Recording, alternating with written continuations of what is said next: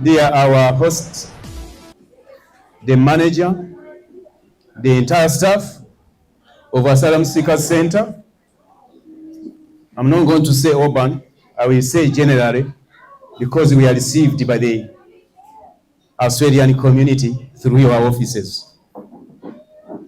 I want to observe and give respect to the owners of this land, and I would also like to pay respect to the traditional owners. I would very much thank God that we are still alive, me and you, regardless of whatever situation we've gone through. Therefore, my speech today will be based on giving a testimony to empower you, to give you hope. You reflect on our lives and gain hope, and probably one day we'll be having the same joy that I have now, or we have with my wife. We are married people, 2 of us. We have 5 children.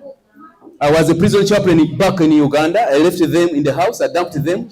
She dumped the last born of 11 months in the house. Joining me, we escaped from Uganda to Kenya, and then we landed here in 2017.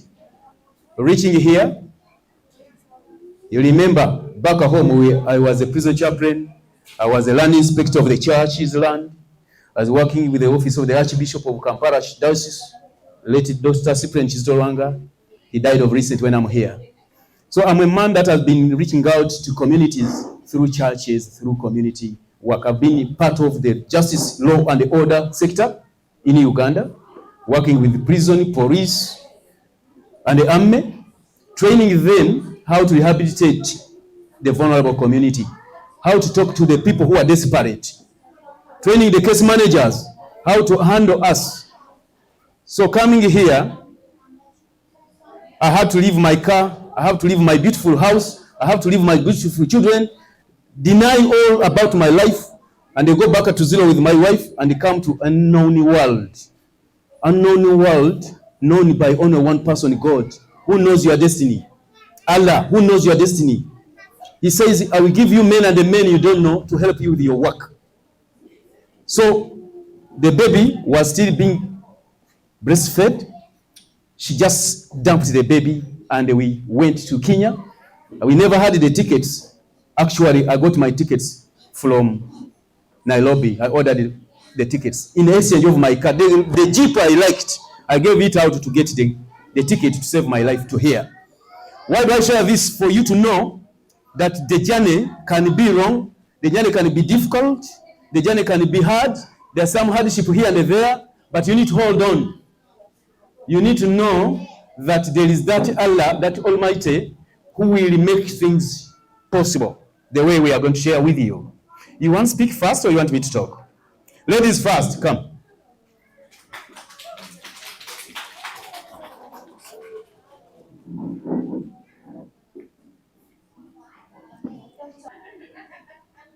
In 2017, we had to leave the country.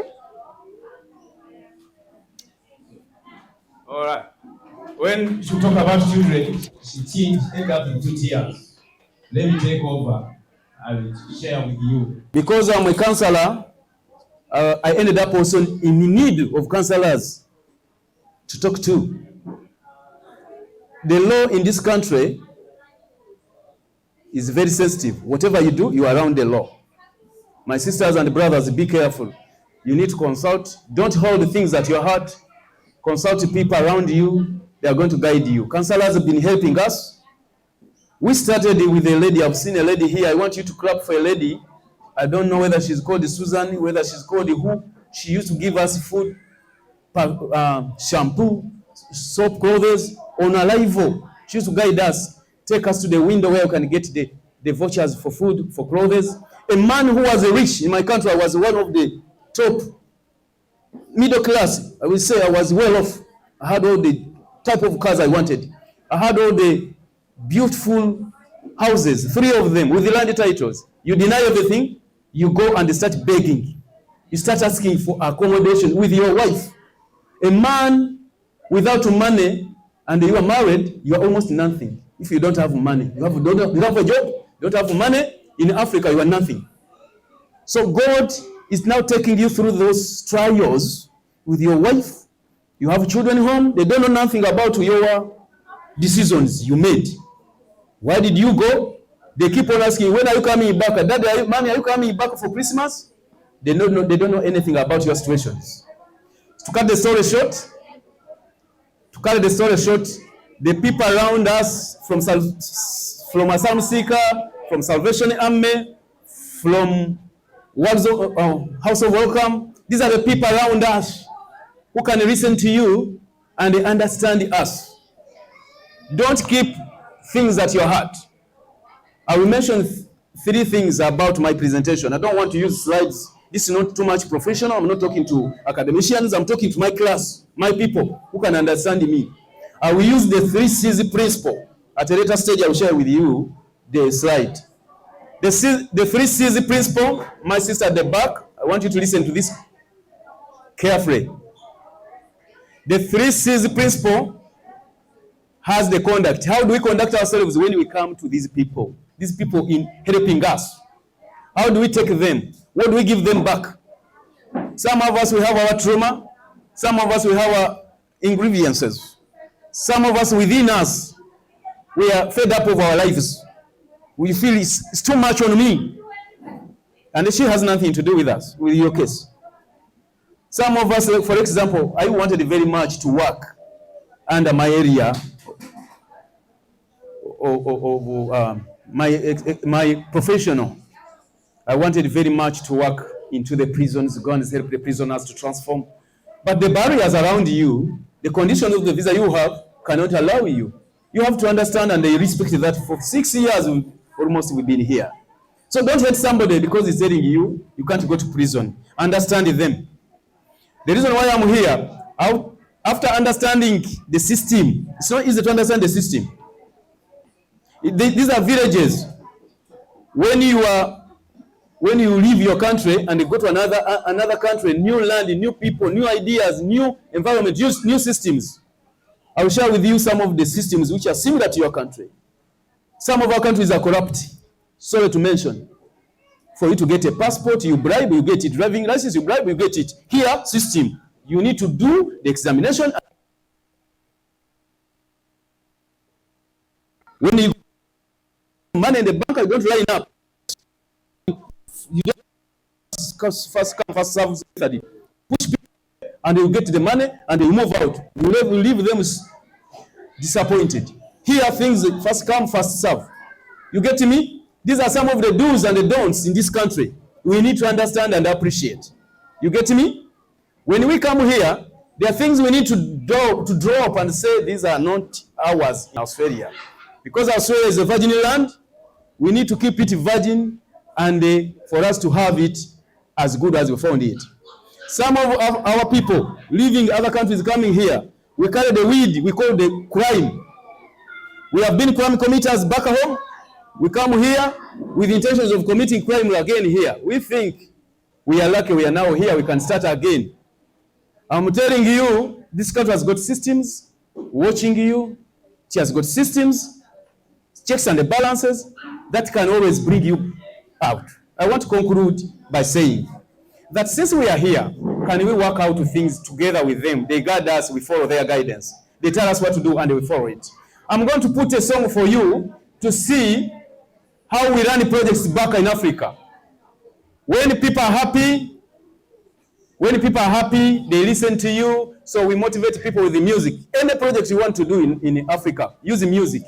You want to reach out with domestic violence, music. You want to do what? Music. So I'm going to put on the first song. What I want you to do, many people's faces would not be happy to be part of the video. But because for me I'm presenting and for my own interest, I'm happy to be in this video. So if you are happy and you want to dance with us or with Teddy, you can stay where you are. My brother won't turn the camera around. I don't want you to be in the documentary where we have not consented.